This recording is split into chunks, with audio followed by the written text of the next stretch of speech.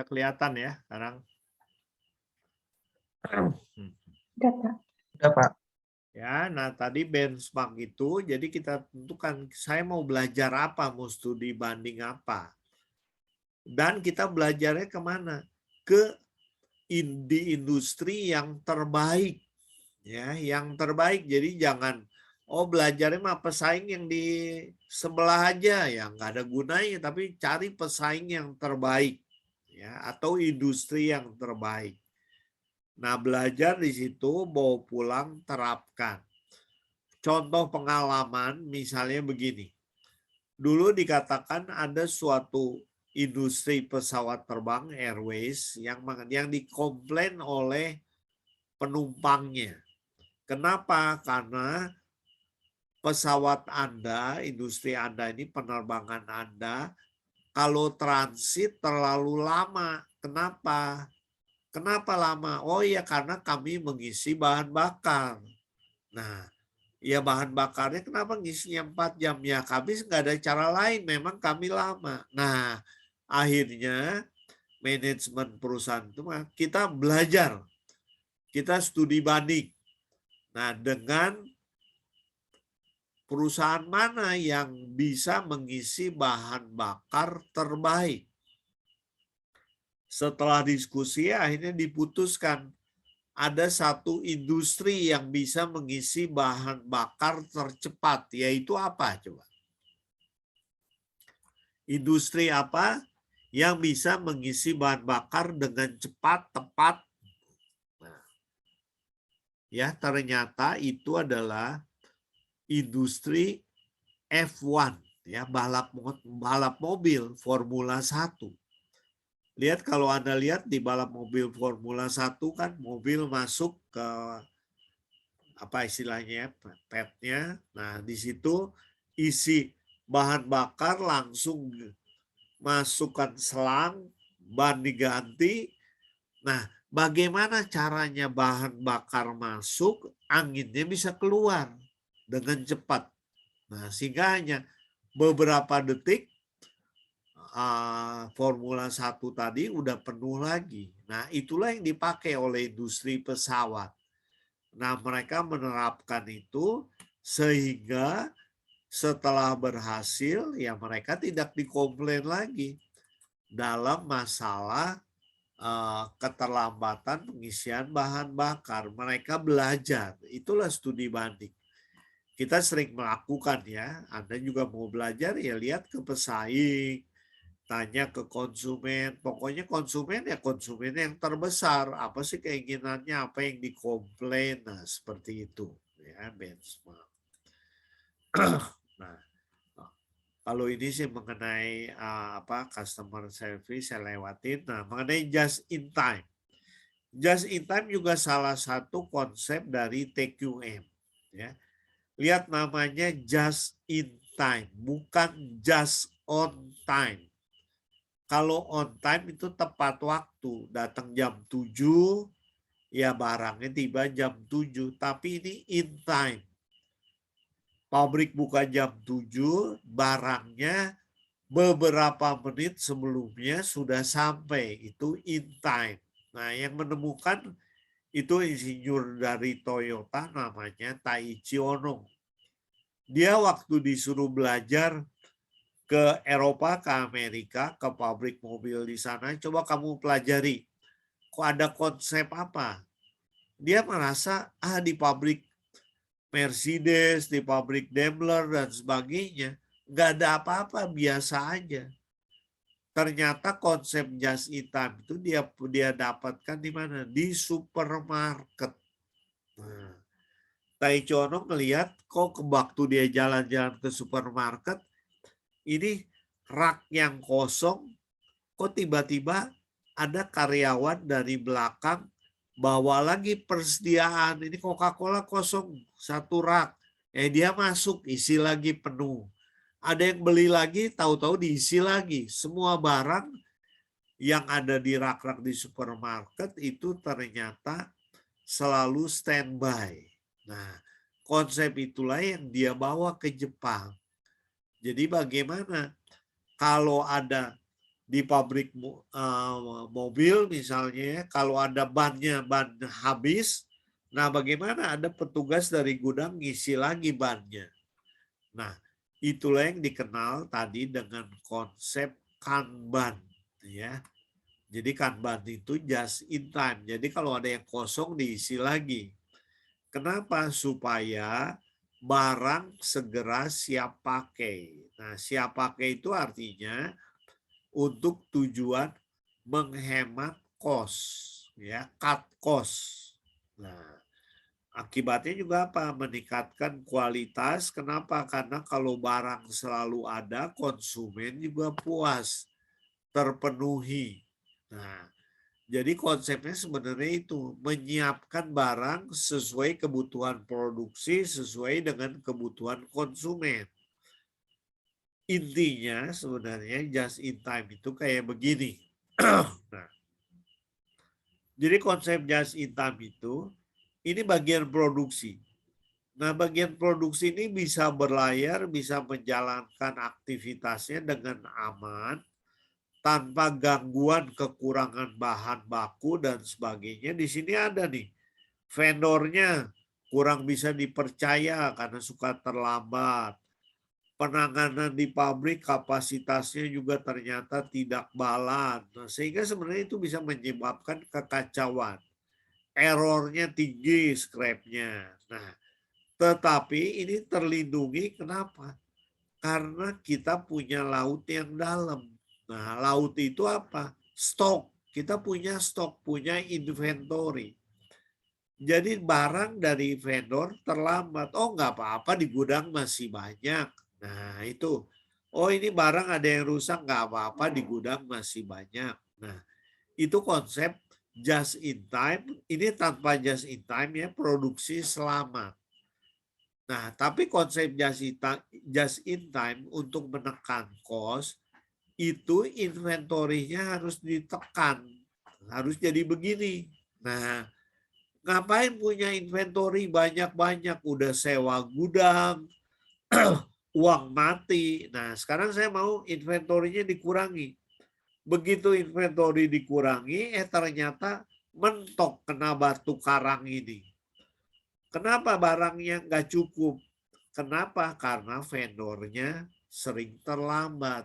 Nah, inilah yang harus diperbaiki, harus dikikis, ya, supaya dengan stok yang sedikit kita tetap bisa berjalan baik. Nah, ini udah dikikis, nanti ketemu lagi, oh scrapnya banyak, produk cacatnya. Nah, sehingga barang kita ditolak oleh konsumen. Nah, itu harus diperbaiki lagi. Nah, itu konsep just in time. Ya, jadi just in time itu sebenarnya bukannya dengan stok barang kita jadi aman, tetapi stok barang boleh, tapi kalau bisa seminimal mungkin supaya cost-nya jangan banyak-banyak. Ya, itu.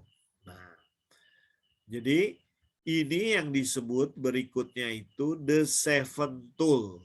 Ya. TQM itu punya 7 alat. Nah, 3, 4, 5, 6, 7. Alatnya untuk apa? Pertama untuk generating idea, untuk mengorganize data, untuk mengidentifikasi masalah. Ada yang namanya check sheet, diagram pencar, scatter diagram, diagram sebab akibat. Ini yang dikenal dengan diagram tulang ikan. Ya. Kemudian data juga harus ditata. Ada Pareto chart, harus bikin diagram flow chart, flow diagram. Nah, bagaimana untuk mengidentifikasi masalah? Nah, Anda harus buat histogramnya, Anda harus punya SPC. SPC itu Statistical Process Control. Nah, saya nggak singgung setiap ini satu-satu ya, tetapi kita mau lihat cause and effect. Cause and effect itu diagram sebab akibat atau diagram tulang ikan, ya. Ini sebutnya fishbone tulang ikan atau diagram Ishikawa. Kenapa? Karena Ishikawa yang menemukan, ya. Nah, langkah-langkahnya begini. identifikasi problem yang mau dibetulkan ya. Nah, kemudian saya langsung ke contoh ini aja. Nah, jadi misalnya contohnya gini, ada defect apa nih? Wah, mahasiswa S2 Quick Yangi banyak yang tidak lulus. Nah, ini masalahnya. Bagaimana supaya mahasiswa lebih banyak yang lulus? Nah, harus dicek. Oh, diceknya kalau di sini dari sumber daya. Manpowernya itu ada dosennya, ada mahasiswanya, metode mengajarnya. Nah, mungkin gimana? Oh, kalau online ini Zoom-nya atau Google Meet-nya sering bermasalah. Nah, mesinerinya, materialnya. Nah, kita perlu cek penyebabnya di mana itu. Ya. Oh, ternyata mungkin di manpower. Oh, mahasiswanya kebanyakan mahasiswa S2 itu juga bekerja. Pulangnya pas-pasan untuk ke kampus. Nah, mereka sudah capek. Nah, sekarang bagaimana cara ngaturnya supaya hal itu bisa diperbaiki. Nah, jadi dalam diagram sebab akibat ada akibat, kita cari penyebabnya. Nah, penyebabnya itu dari pohon sini, dari diagram ini. Ya, diagram ini dari mana? Ini perlu dibuat dulu diagramnya. Perlu dideteksi. Mahasiswa tidak lulus karena apa? Karena metode mengajar, karena sistem penilaiannya, sistem komputernya atau apa yang kurang bagus. Nah, kita cari. Ini itu dari brainstorming ya. Kita mencari semua kemungkinan. Kalau ketemu ada yang seperti itu, kita cek datanya. Oh, ini banyak yang nggak lulus Pak. Di kelas apa? MOP. Nah, di kelas MOP coba lihat manpowernya. Oh, itu ada Pak Dominikus, Pak Agus, ngajarnya gimana? Wah, kurang bagus. Nah, itu bisa dideteksi. Ya. Oh, kalau gitu semester depan nggak usah dipakai lagi. Nah, misalnya kalau data dari seperti itu. Kalau datanya dari mahasiswa, nah gimana mahasiswa diperbaiki? Mungkin juga penyebabnya bisa dari beberapa titik. Ya, itulah yang perlu diperbaiki titik-titik itu. Nah, ini contoh kaos diagram sebab akibat yang lain ya. Ini misalnya airline customer service. Nanti Anda bisa lihat. Nah, saya mau lihat SPC. Ya. Ini adalah mengontrol proses secara statistik. Artinya secara statistik itu artinya dengan data. Nggak usah nunggu prosesnya terjadi dulu. Tapi dengan statistik itu kita bisa memprediksi, menduga. Ya. Nah, jadi maksudnya begini. Ini sejarahnya Anda bisa lihat. Ya. Saya mau kasih lihat contohnya begini. Nah, kalau ini adalah control chart, ini di bawah ada batas bawah nih yang di titik 0, yang kuning ini ada batas atas. Nah, yang merah ini misalnya adalah kenyataannya, sample value. Jadi di shift 1 di hari ke-1 dibuat berapa error, hari kedua berapa error. Nah, selama dia ada di bawah batas atas dan di atas batas bawah, ini kondisinya normal. Ya, normal. Artinya kalau ada titik di atas, nah, oh ini artinya errornya udah lebih dari target. Nah, kalau udah begitu artinya itu udah terlambat, percuma. Ya, proses perlu di stop. Biasanya misalnya target yang boleh 62 sampel yang cacat. Nah, pada shift ini ada 80. Wah, itu ada yang nggak benar, proses di stop. Nah, itu namanya bukan statistical process control. Kenapa? Karena udah terlambat. Kalau statistik itu sebelum terjadi kita sudah duga dulu begini. Ya. Nah, kalau pola yang secara statistik baik itu adalah pola yang acak, yang kayak gini. Batas atas, batas bawah, dia banyaknya titik itu semua ada di diagram atas, di bawah atas, di atas bawah, ya, masih dalam kontrol. Tetapi kontrolnya ini tuh harus acak. Nah, jangan jangan kayak begini ya. Satu di bawah, satu di atas, di bawah lagi, atas lagi, bawah lagi, atas lagi. Nah, itu dikatakan itu tidak baik. Kenapa? Karena kalau proses ganjil lebih kecil, proses genap kok jadi lebih besar. Nah, ada yang nggak benar. Nah, apalagi kalau yang nggak benarnya begini. Ya, ada satu titik di luar tadi yang terlambat.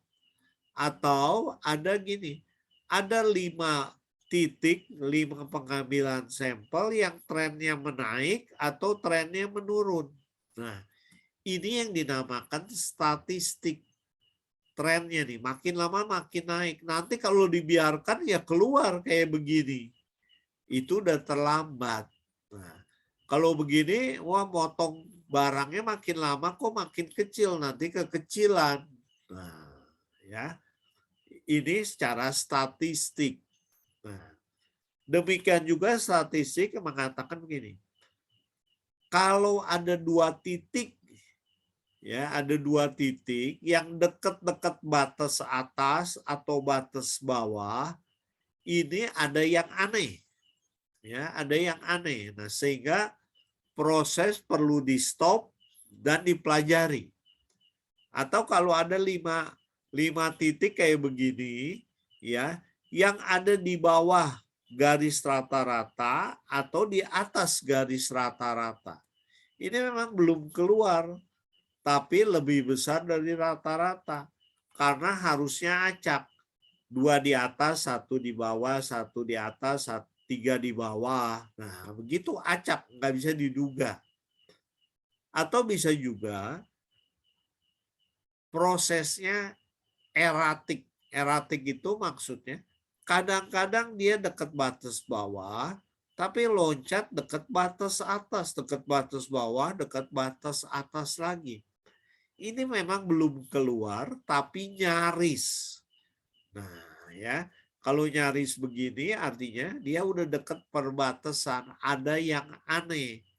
Kalau Anda misalnya cek darah, weh ini kolesterolnya kok udah dekat batas atas belum melampaui. Nah, itu menunjukkan Anda perlu hati-hati, ya. Itulah kontrol cat untuk mendeteksi ya ada yang aneh apa enggak. Sebelum keanehannya terjadi. Kalau yang gambar 2 ini udah terlanjur ya, sudah terjadi. Nah, berikutnya Six Sigma. Six Sigma itu apa? Ya, Six Sigma itu perkembangan dari konsep zero defect, tanpa cacat. Jadi pokoknya bikin 1000 nggak boleh ada yang cacat, bikin 1.000.000 nggak boleh ada yang cacat. Nah, itu nggak mungkin, itu gambaran ideal. Nah, ya Six Sigma itu suatu proses yang digunakan untuk mengembangkan dan mendeliver ya produk yang near perfect, yang hampir sempurna, ya.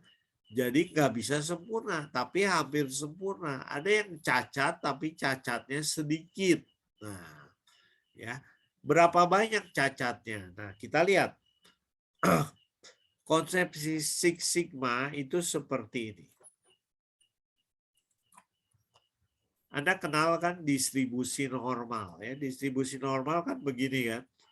Nah, ya, saya gambar harusnya kan distribusi normal itu berbentuk lonceng yang kiri kanan itu simetris. Nah, kalau produk kita dari batas kiri sampai dari tak terhingga di sini sampai kanan tak terhingga di sini, itu artinya produk saya ada 100%. Tapi tentu saja kalau saya membuat produk kan tidak semuanya memenuhi syarat. Misalnya konsumen mau, oh produk yang memenuhi syarat tuh yang ada di daerah sini. Di atas, di atas min 1 sigma, di atas dikurang dari 1 sigma. Ini rata-ratanya. Ya. Rata-ratanya anggap normal standar 0. Nah, kalau begini, ini min 1 sigma plus 1 sigma. Luas ini berapa persen secara statistik? Ada yang ingat kalau plus minus 1 sigma itu secara statistik sekitar 66%. Ya. Jadi kalau plus minus 1 sigma itu, nah daerah yang memenuhi itu 66%.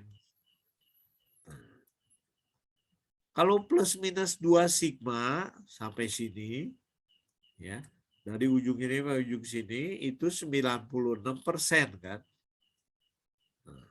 Jadi yang nggak memenuhi itu yang di ujung kiri dan di ujung kanan itu cuma sekitar 4%. Ini plus minus 2 sigma. Kalau plus minus 3 sigma itu 99%. Ya. Nah, sekarang konsep 6 sigma itu artinya apa? Ya saya mau mengukur produk di antara minus 6 sigma sampai plus 6 sigma. Nah, ada berapa persen plus minus 6 sigma? Nah, jadi konsepnya itu sebenarnya yang ada di luar plus minus 6 sigma itu hanya kecil sekali. Hanya sekitar 3,4 kejadian di antara 1000 kejadian ya.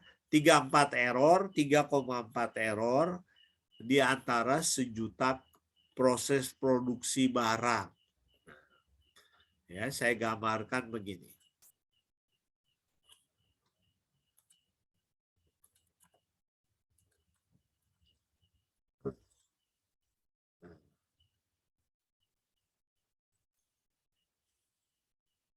Nah, ini. Jadi kalau 1 sigma itu DPMO itu defect per million occurrence, ya, cacat per jutaan yang cacatnya. Nah, ini memang kalau ukuran 1 sigma dengan statistik ada apa ya? Ada penyesuaian. Nah, plus minus 1 sigma tadi kalau 66%, ini sebenarnya 69%. 2 sigma, nah tadi 66, ini 69,2%. Ya, 3 sigma, nah ini 6 sigma. 6 sigma itu hanya 3,4 yang rusak pada saat kita membuat 100%. Nah, kalau ini 100% kurang lebih 1.000.000. Ya, 1.000.000 3,4. Nah, inilah yang disebut Six Sigma. Jadi pengertiannya begini dalam konsep Six Sigma. Jadi begini ya. Jadi jangan bayangkan Anda, ini kan konsep normalnya, industri normalnya. Ya Pak, kalau gitu ya nggak apa-apa, kita ambil dari sini sampai sini. Bukan begitu, tapi konsumen maunya di sini. Nah, konsumen maunya di sini. Pokoknya saya mau pesan barang, kalau ini rata-ratanya 20 cm misalnya, antara 19,5 sampai 20,5. Nah, misalnya. Ya. Tapi kita sebagai produsen mau kalau bisa yang ada di sini banyak. Nah, kalau mau di situ banyak, kalau ini dianggap ini minus 6 sigma, sigmanya besar apa kecil? Coba sigmanya harus besar atau kecil? Sigmanya tentu saja harus kecil. Nah, sigma itu apa? Ukuran sebaran, penyebaran, ya. Penyebaran data. Jadi misalnya begini ya. Kalau saya punya data 3, 4, 5, rata-ratanya kan 4. kalau saya punya data 2, 4, 8, 6, nah ini juga rata-ratanya 4 sama. Tapi yang bawah itu sigmanya lebih besar. Nah, kalau kita mau konsumen pesan segini dan semuanya ada di situ, ya sigma saya harus kecil. Nah, jadi dalam konsep Six Sigma itu bagaimana kita memperkecil sebaran supaya, jadi maksudnya begini, produk normal saya begini, nah lebih bagus begini atau yang begini normal. Nah, lebih bagus yang biru atau yang merah? Yang biru itu lebih tinggi ke atas. Nyebarnya enggak, di kirinya kecil, di kanannya kecil. Yang merah itu kirinya besar, tidak terlalu tinggi di tengah, kanannya besar. Nah, kalau begini artinya sigma yang biru nih ya, dibandingkan dengan sigma yang merah, itu lebih kecil sigma yang biru.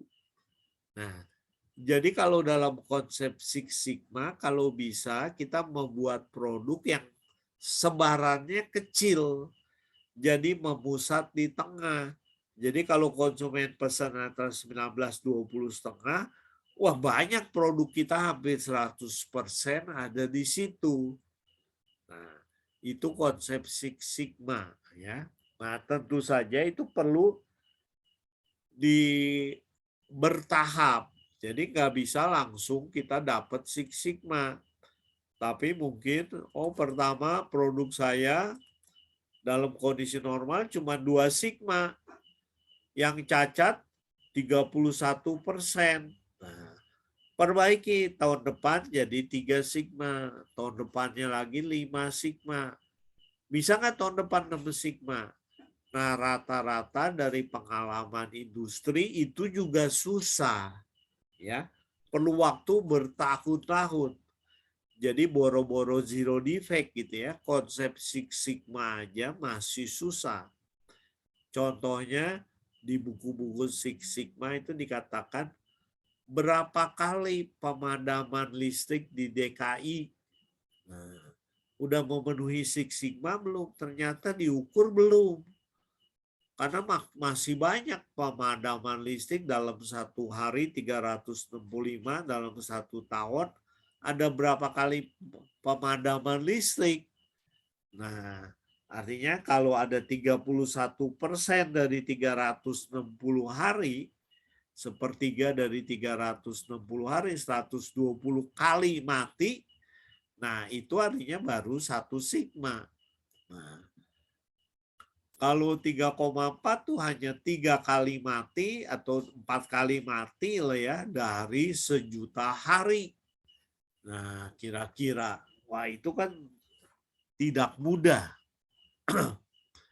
Itu konsep Six Sigma. Ada pertanyaan mungkin untuk konsep Six Sigma dulu? Carvia, ada pertanyaan?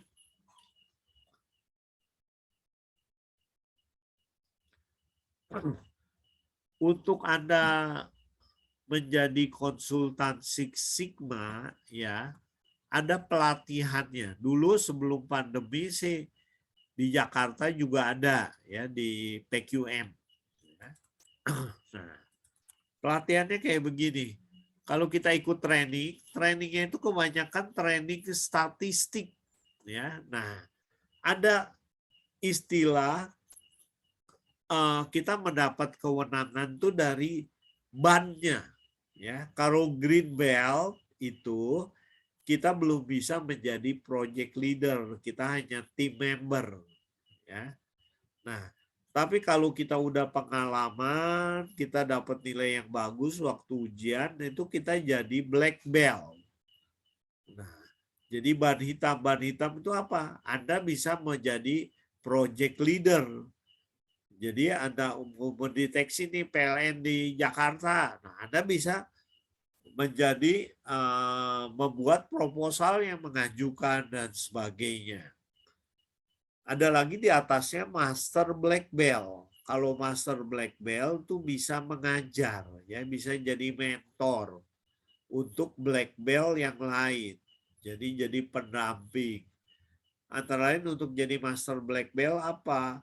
Itu harus bisa membuat project leader yang lebih besar dan harus mengarang buku, ya, atau sering memberi training. Itu. Nah, itu mengenai Six Sigma, ya.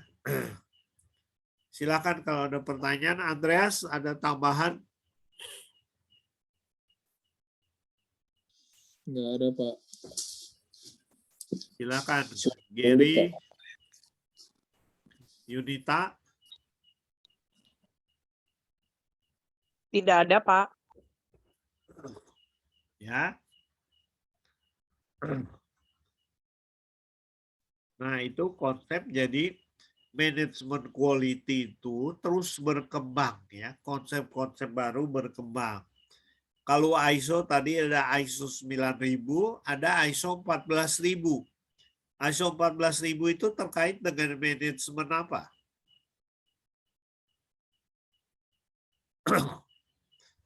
Apa boleh diulang, Pak? ISO 9000 kan terkait dengan sistem manajemen kualitas. Sistem manajemen mutu. Kalau ISO 14000 ada yang pernah dengar? Itu terkait dengan Dengan Moses ya, Pak? lingkungan, Pak. apa, Dengan Leonard? lingkungan. Bukan Leonard. Apa, Marika? Dengan lingkungan, Pak, dan Dengan ketiga. lingkungan. Ya, sistem manajemen lingkungan.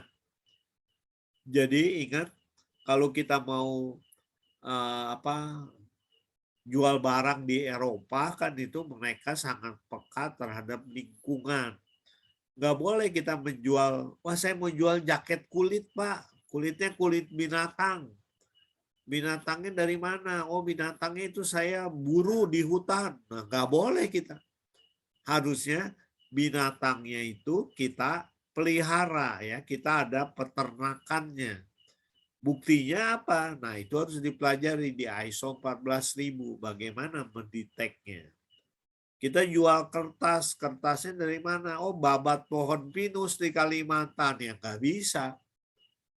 Nah, jadi harus ada pemeliharaan lingkungan, menjamin sumber dayanya tidak merusak lingkungan dan sebagainya. Nah, itu yang dikatakan Marika, betul ya. Jadi itu adalah sistem manajemen lingkungan. Itu juga sekarang akan makin penting, ya, karena konsep di luar negeri kan udah menerapkan green marketing. Sehingga konsep mobil listrik juga menjadi tambah menarik. Kenapa? Karena nggak menyebabkan polusi. Tidak menimbulkan polusi bahan bakar dan polusi suara juga.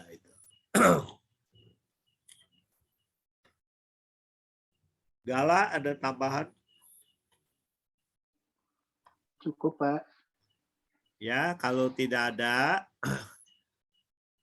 kita ujian kalau sesuai jadwal minggu depan, ya.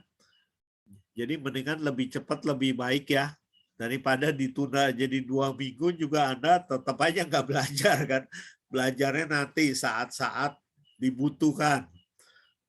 Nah, jadi saya udah diminta soal ujian, ya. Saya akan berikan soal ujian nanti mungkin dalam waktu minggu depan. Nah, kurang lebih ujiannya saya minta Anda take home test, ya. Saya tidak akan tanyakan beberapa yang bersifat pengetahuan, cuman baca di buku, enggak. Tetapi beberapa konsep yang terkait dengan pemikiran Anda. Misalnya yang kemarin itu, yang IP Matrix, ya. Bagaimana mengukur kepuasan beberapa cabang perusahaan yang kemarin tour and travel atau penjualan tiket. Nah, coba Anda pikirkan, ya. Mungkin kasus AHP ada yang contoh perhitungan, tetapi itu cukup Anda lakukan kalau mau hitung manual, cukup 1 iterasi aja. Kalau mau pakai software silahkan ya. Tolong hasil output dari software modelnya dan outputnya itu dilampirkan sebagai jawaban. Itu aja sih untuk ujian. Jadi masalahnya apa? Purchasing produk baru, ya AHP, IP matrix, dan manajemen kualitas. Itu hanya topik-topik itu. Ya, tentu saja bagaimana kaitannya dengan satu sama lain dan kaitannya dengan yang lain-lain. Ada pertanyaan? Asti?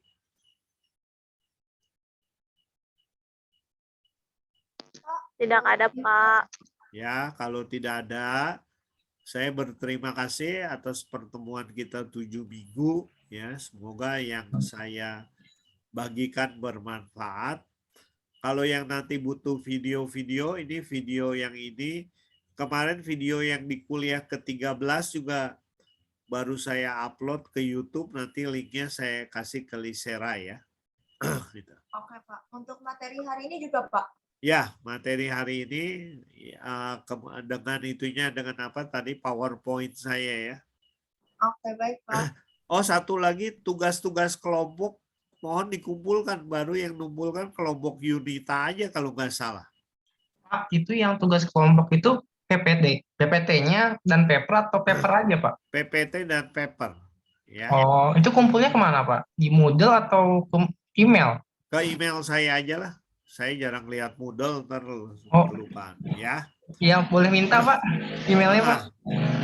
agus.guenawan@gmail.com ya, di ruang chat ini saya tuliskan. Oke, Pak.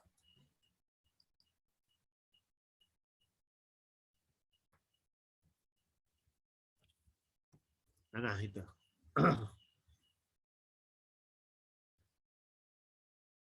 Fandi, ada pertanyaan? Belum ada, Pak. Ya, oke ya, itu email saya. Mau nanya, Pak, Ya, silakan. nanti ketika UAS itu waktu pengumpulannya berapa lama, Pak? Nah, nanti saya akan tuliskan di soal.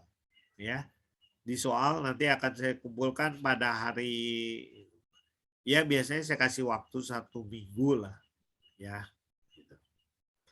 Oh, terima kasih, Pak. Oke, kalau gitu terima kasih ya, sukses buat Anda semua, salam sehat ya, sampai jumpa lagi di kesempatan lain.